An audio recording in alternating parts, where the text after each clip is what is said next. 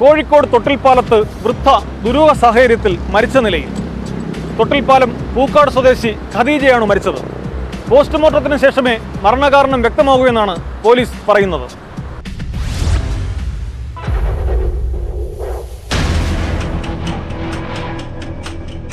പുലർച്ചെ 2 മണിയോടെ ഖദീജയുടെ മകളുടെ കരച്ചിൽ കേട്ടാണ് അയൽവാസികൾ ഓടിയെത്തിയത്. വീട്ടിലെ കിടപ്പുമുറിയിൽ വായിൽ നിന്നും മൂക്കിൽ നിന്നും രക്തം വന്ന നിലയിൽ അനക്കമില്ലാതെ നിലത്തുകിടക്കുകയായിരുന്നു ഖദീജ.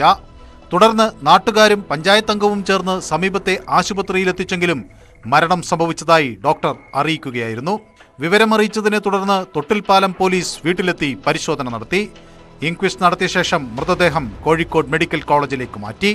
ഖദീജയുടെ ചെറുമകൾക്ക് മാനസിക അസ്വാസ്ഥ്യമുള്ളതായി നാട്ടുകാർ പറയുന്നു.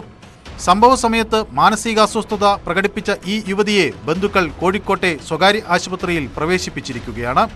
ഇവർക്ക് പോലീസ് നിരീക്ഷണം ഏർപ്പെടുത്തിയിട്ടുണ്ട്. പോസ്റ്റ്മോർട്ടം നടപടികൾക്ക് ശേഷം മാത്രമേ മരണകാരണം വ്യക്തമാകൂ എന്ന് ഡിവൈഎസ്പി പറഞ്ഞു.